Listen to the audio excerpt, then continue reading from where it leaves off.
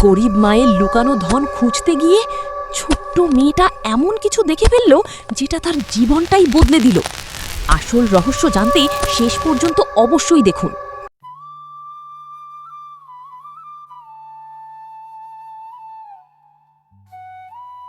রিমি মা, আজও তেমন কিছু রান্না করতে পারলাম না, শুধু একটু ভাত আর লবণ আছে।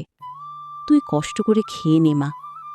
আমি জানি তুই ছোট মানুষ, তোর অনেক ইচ্ছা করে ভালো খাবার খেতে, নতুন জামা পরতে, কিন্তু আল্লাহ এখনো আমাদের সেই ভাগ্য দেননি। তবুও একটা কথা মনে রাখিস, গরিব হওয়া লজ্জার না, খারাপ মানুষ হওয়াটাই লজ্জার। মানুষ যদি মন থেকে ভালো থাকে, একদিন না একদিন আল্লাহ ঠিক তার কষ্টের দাম দেন। মা, তুমি কাঁদো না। আমি বড় হয়ে অনেক টাকা উপার্জন করব, তোমাকে আর কষ্ট করতে দেব না। আমাদের ছোট ঘরটাও একদিন সুন্দর হবে। কিন্তু মা, মাঝে মাঝে মনে হয় আল্লাহ কি শুধু ধনীদেরই ভালোবাসেন? আমরা এত কষ্ট করি, তবুও কেন আমাদের জীবনে শুধু দুঃখ আসে? তারপরও তুমি সবসময় হাসো কিভাবে মা? তুমি আমাকে নিয়ে অযথাই চিন্তা করো না তো মা, আমি এসব দিয়েই খেয়ে নিচ্ছি। মা, তোমার সব কষ্টই আমি বুঝতে পারি। আমার কোনো বায়না নেই তোমার কাছে, তুমি যা দিবে তা খেয়েই বসে থাকবো মা।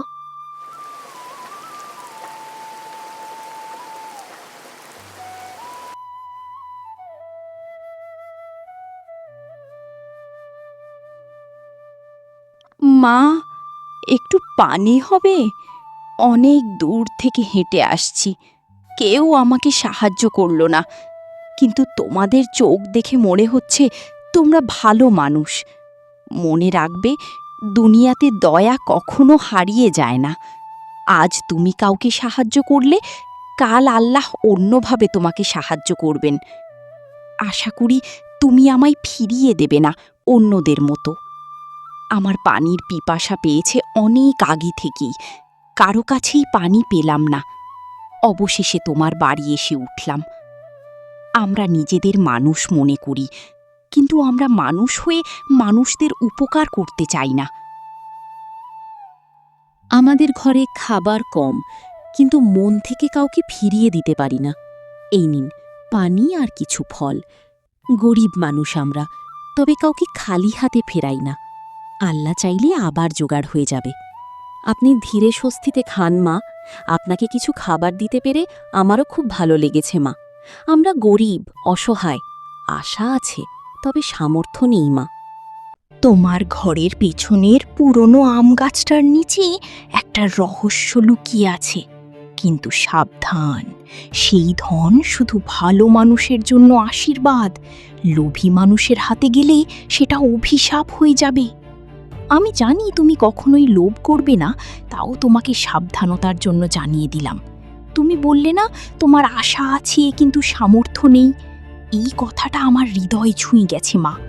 তোমার মতো এমন ভালো মনের মানুষ আমাদের পৃথিবীতে অনেক অনেক দরকার মা।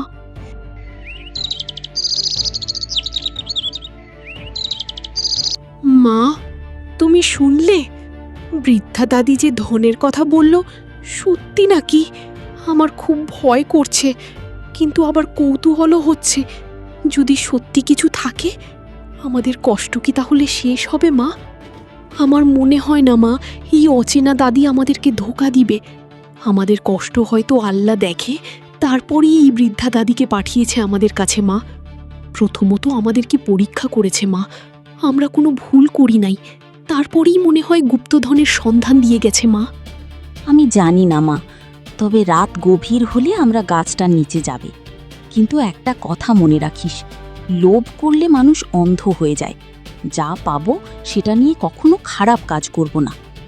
যদি গুপ্তধন সত্যিই থেকে থাকে, তাহলে আমরা একা ভোগ করব না, গ্রামের আরও যারা গরিব অসহায় আছে তাদেরকেও সাহায্য করব আমরা। কারণ ওই বুড়িমা আমাকে বিশ্বাস করে এই গুপ্তধনের সন্ধান দিয়েছে, তাই আমি তার সাথে কোনো রকম বিশ্বাসঘাতকতা করতে পারবো না। এই গুপ্তধনের অংশীদার গ্রামের সবাই।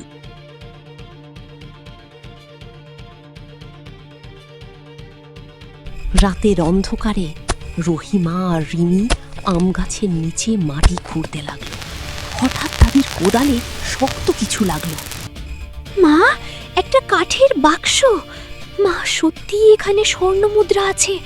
আমার হাত কাঁপছে মা। মা, আমরা কি এখন ধনী?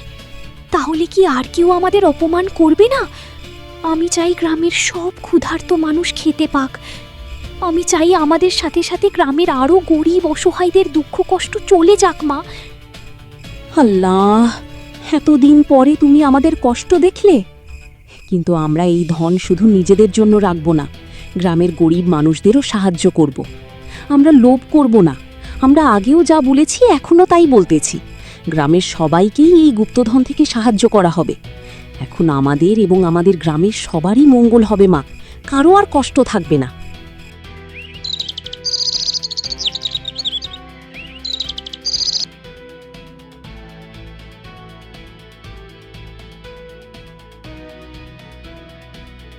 আমি সব দেখেছি। এই ধন আমার চাই। তোমাদের মতো গরিব মানুষের এত ধন থাকার অধিকার নেই। বাক্সটা আমাকে দাও, না হলে পুরো গ্রামে বলে দেব যে তোমরা স্বর্ণ মুদ্রার বাক্স চুরি করে নিয়ে এসেছো। তোমাদের কথা কেউ বিশ্বাস করবে না। আমি যা বলবো তাই ঠিক হবে। তাই বেশি কথা না বলে স্বর্ণ মুদ্রার বাক্স আমাকে দিয়ে দাও। তোমাদের জন্য ভালো এটাই হবে বাক্স আমি নিয়ে যাই। মনে করবে তোমরা কোনোদিন গুপ্তধনের সন্ধান পাওনি। করিম ভাই, লোভ করবেন না। এই ধন আল্লাহর দান। আমরা এটা মানুষের উপকারে ব্যবহার করতে চাই। আপনি আমাদের সাথে এরকম অন্যায় কাজ কখনোই করতে পারেন না। গ্রামের লোক আমাদের কথা বিশ্বাস করুক আর নাই করুক, গুপ্তধনের সন্ধান আমরাই পেয়েছি, তা কখনো মিথ্যা হবে না। এই গুপ্তধন শুধু আমরা নিজেরা ব্যবহার করব না, গ্রামের মানুষও এই গুপ্তধনের অংশীদার। চুপ! ধন শুধু শক্তিশালী মানুষের জন্য, গরিবদের জন্য গুপ্তধন নয়। আর এই গ্রামে আমার থেকে শক্তিশালী আর কেউ নেই। করিম চাচা বাক্সটা ছিনিয়ে নিতেই হঠাৎ আকাশে বজ্রপাত হল।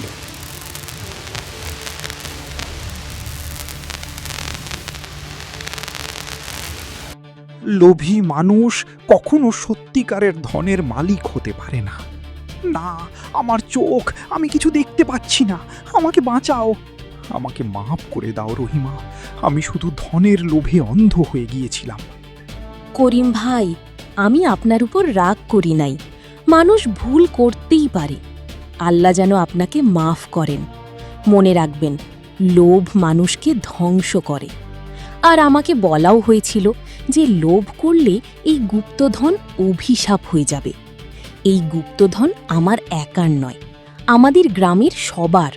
আমার মতো আরও যারা এই গ্রামে গরিব অসহায় আছে তাদের দুঃখ কষ্ট দূর করবার জন্যই এই গুপ্তধন। এরপর রহিমা সেই ধন দিয়ে গ্রামের গরিবদের সাহায্য করল। ছোট্ট গ্রামটা ধীরে ধীরে সুখে ভরে উঠল।